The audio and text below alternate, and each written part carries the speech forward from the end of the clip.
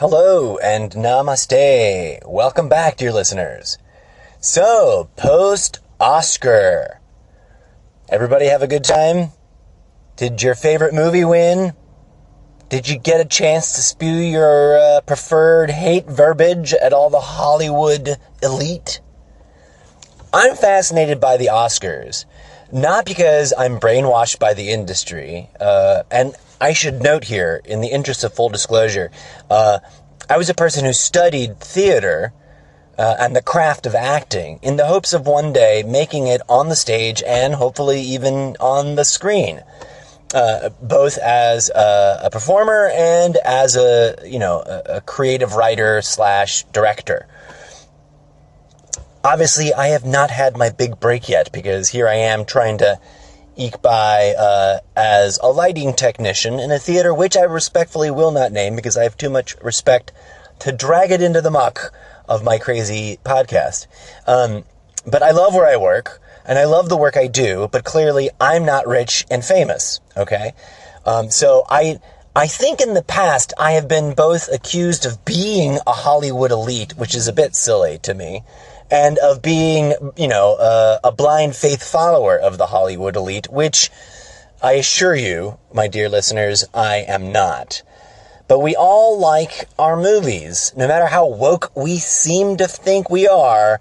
I bet most of us who consider ourselves spiritual and on the path of enlightenment, and even those of us who are busy patting ourselves on the back for being woke as fuck and being more woke than others, we still like to watch the movies.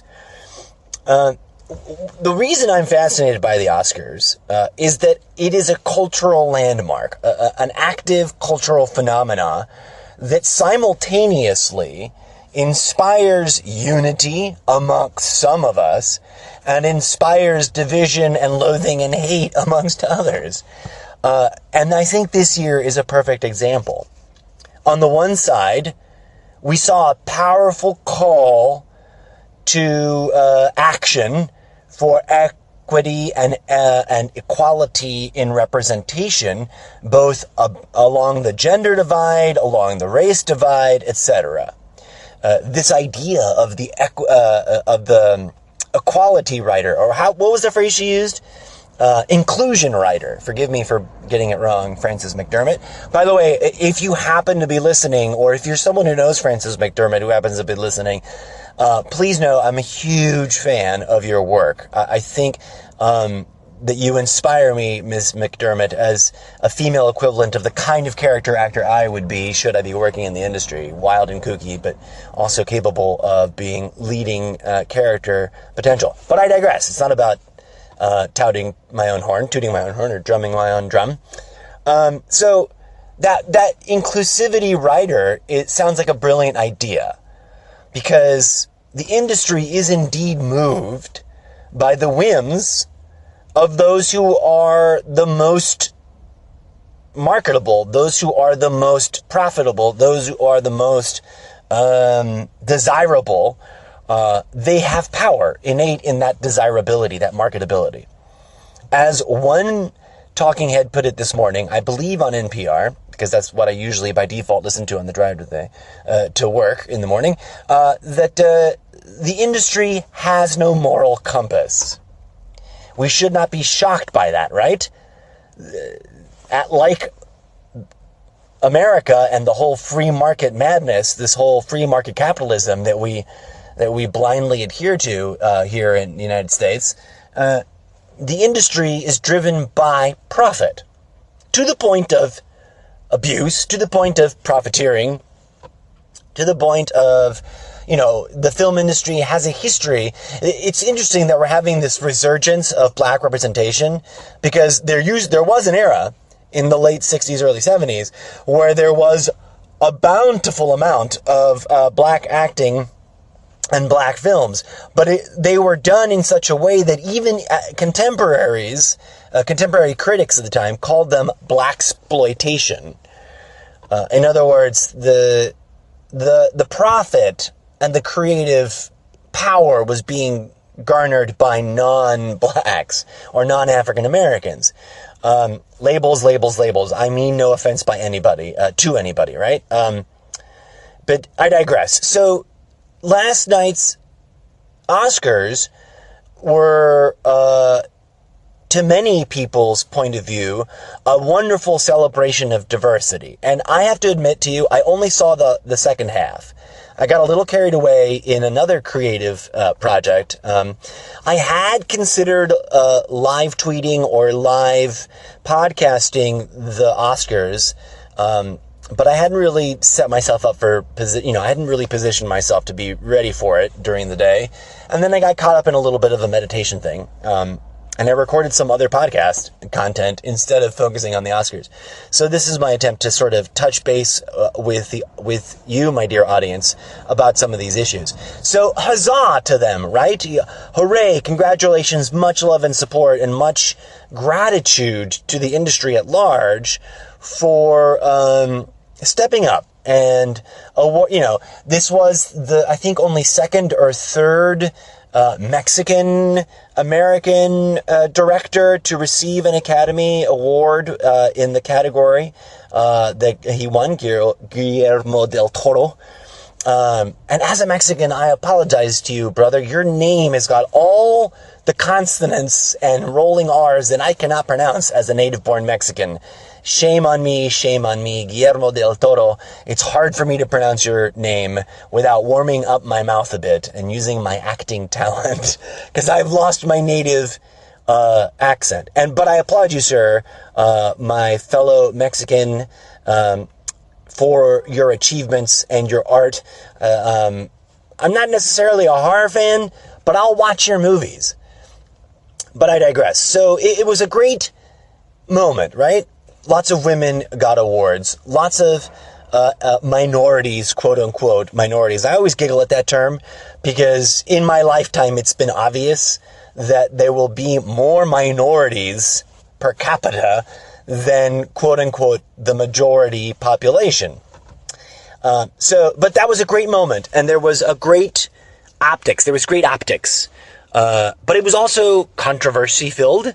I was unaware of this. I had not, while I try to stay on top of the news, while also not letting the news brainwash me, because that's our challenge in this era of fake news, I was not aware of the accusations against Ryan Seacrest, and I was not aware of the accusations against, was it Kobe Bryant, the basketball player who was also awarded an Oscar?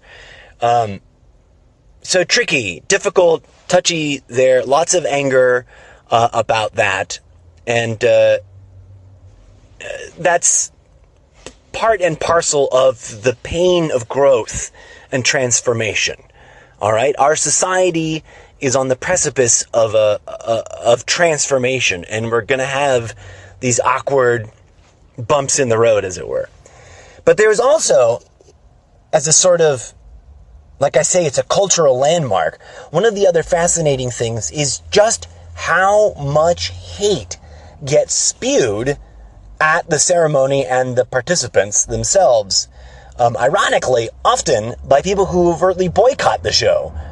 One of the most interesting comments that I read last night while, swimming around the social media was a post, a very lengthy post, not the first time I've seen it in relationship to the actors and the Academy Awards, that's now been meme-ified. I've seen this post in its original form as just a Facebook update status thing.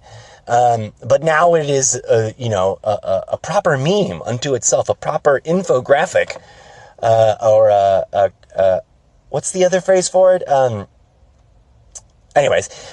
Basically chastising actors from from a public perspective of, hey, we pay you to sing and dance and entertain us, so shut the fuck up. While I understand the seductive nature of that logic, ultimately I cannot support it, and here's why.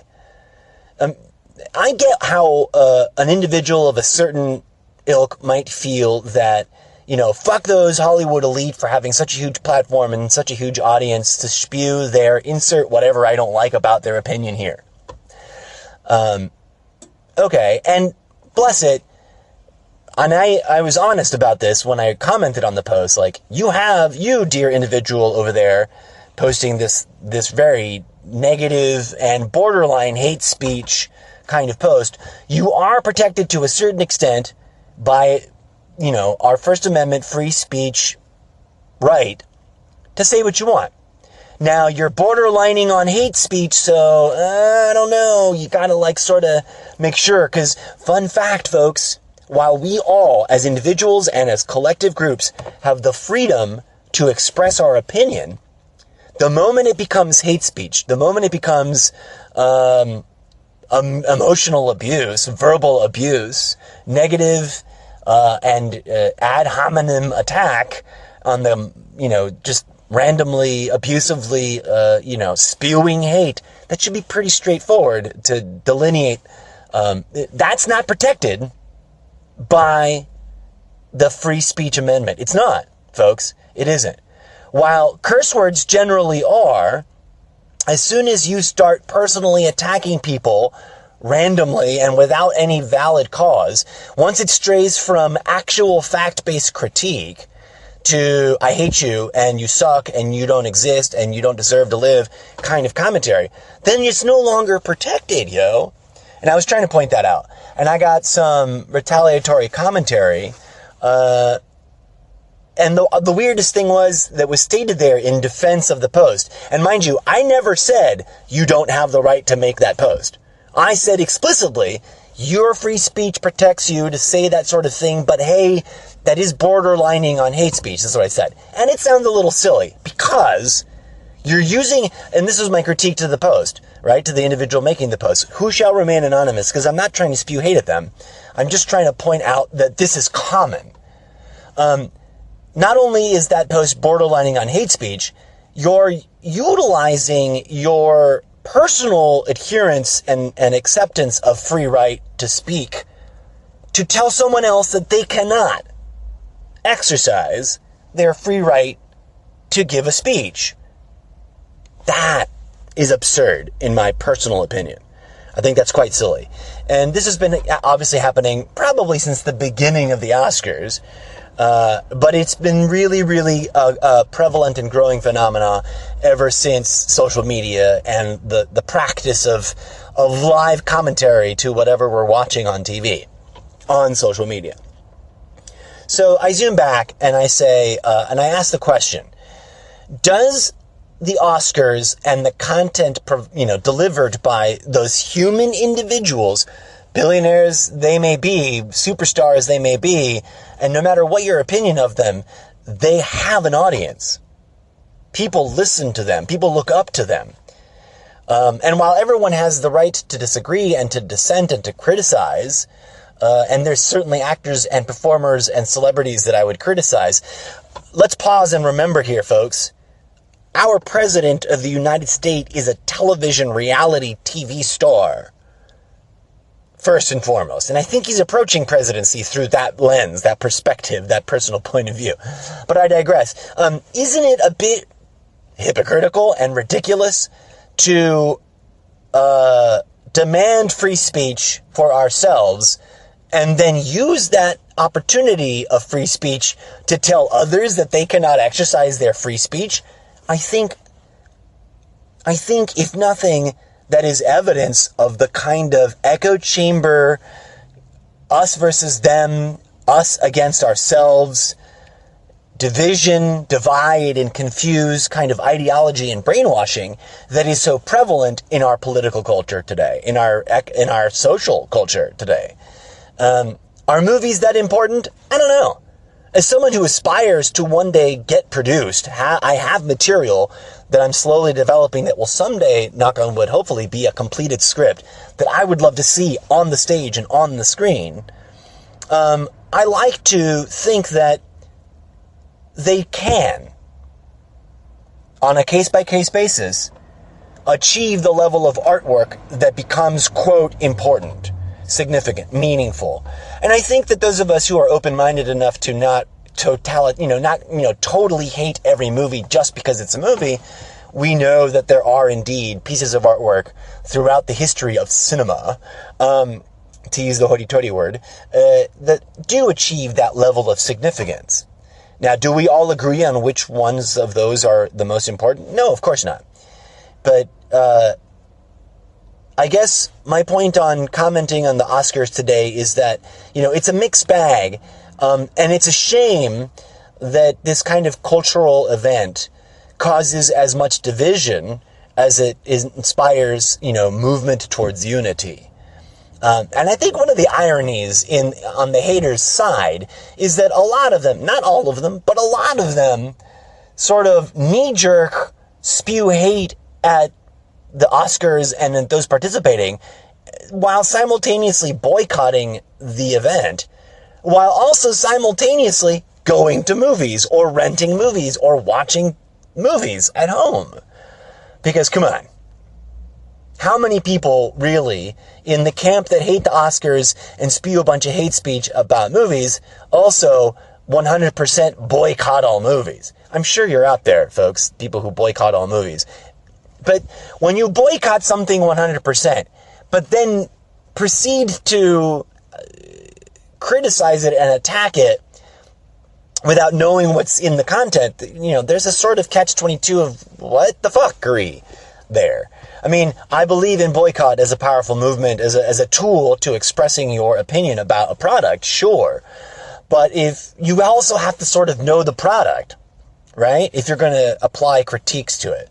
So one of the silliest comments, to get to my button point here, was that someone was defending the other person's post and saying, yeah, well, those crazy elitists get up there and spew so much hate, they shouldn't have the right to do that. And I'm like, wait a minute, I have to admit, I only saw half of it, but in the half of that I saw, no one at the podium, and it wasn't really a podium, but, that's a saying, no one at the microphone spewed any hate. Everyone was about gratitude, about mutual uplifting, and about expressing deeper inclusion, more, opportunities for people who are categorically denied opportunities. How is that hate? I don't know if someone at the earlier half of the show spewed some hateful speech, but I don't think so. So we see this rabbit hole of hate as a sort of knee-jerk response to other human beings who are better positioned, more popular, more well-known, famous, etc., etc. And I get it. Part of it is this blanket conspiracy theory that all media and all entertainment is part of some terrible agenda to destroy us. And that may or may not be true. Quite frankly, I don't think anyone knows for sure. And quite personally, I think that that no conspiracy theory is 100% true. In other words, no organization, no corporation is 100% evil. Nobody works at the Death Star. Well, I guess the only agency or group of, the only sort of human endeavor you could levy that argument against is the war machine. And here's where we get into my sort of touchy, triggery area of critique to the movie industry. Now, let's remember, I'm making a love critique sandwich here. Much love to everyone who got to achieve their dream.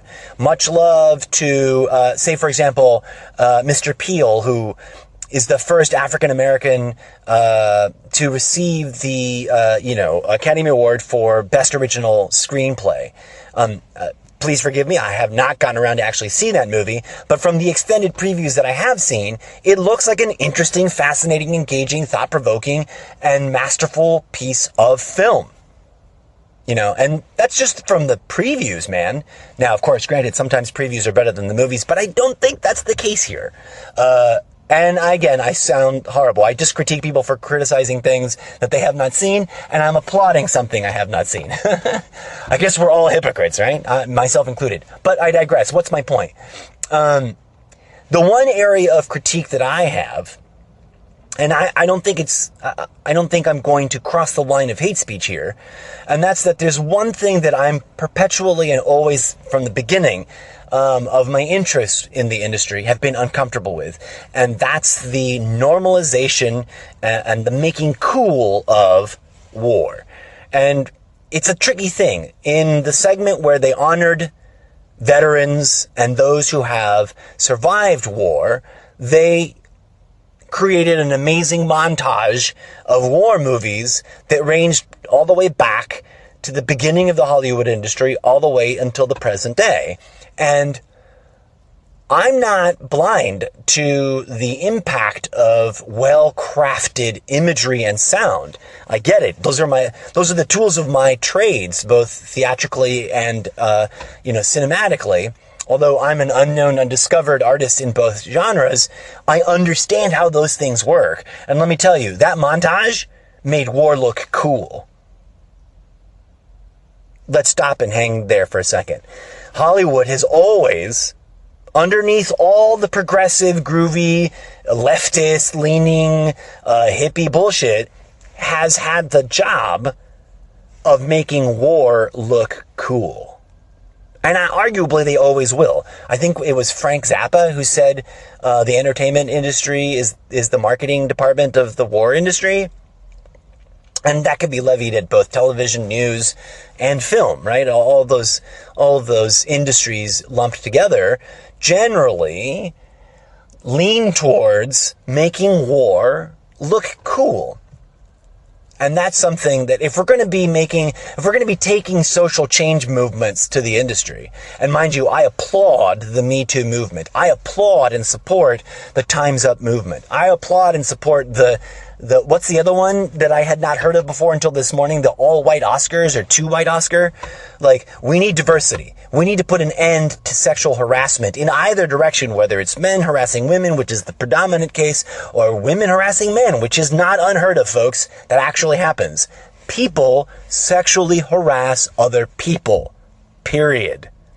I myself have caught myself being unnecessarily aggressive in my flirtations. No one is free from this. I have been sexually harassed in my work field and in my personal life, and I have found myself in the position of for lack of any self-defense, maybe I didn't think of it as harassment at the time, but my actions and behavior made a person feel sexually harassed. And that's, I realize with clarity of hindsight that that's happened to both women and men, because we often are caught up in our words in an attempt to be funny or suave or whatever. Or, there's a lot of reasons why we think what we say is fine, and it isn't until we really contemplate them that we go, oh wow, that was insensitive to that person for this reason, that reason, that reason.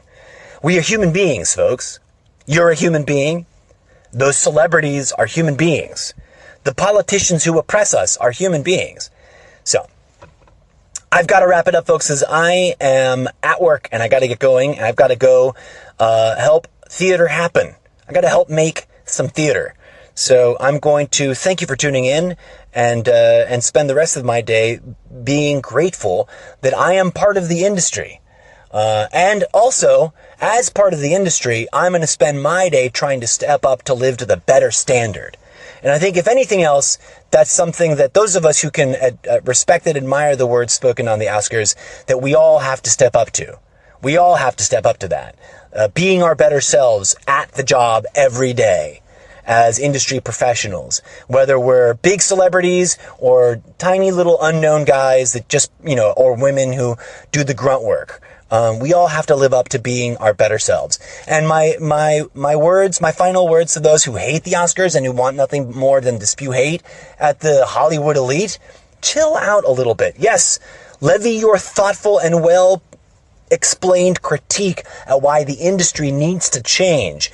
But if you're reducing yourself to mindlessly hating other human beings, you are also part of the problem, and you're not helping anything change.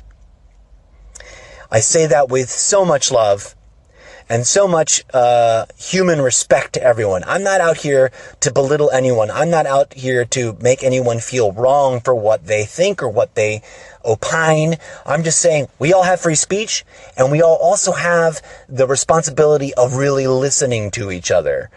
So, as always, I invite your comments, your critique, your feedback, theincorrigiblemrzeppo@gmail.com, or on Anchor, you can submit your voice recording, Just pick up the Anchor app on your app store. You can also find me Instagram, Twitter, Facebook, and if you're on a platform that I'm not on yet, let me know about it. Until next time, may peace, love, and grooviness blossom in your heart.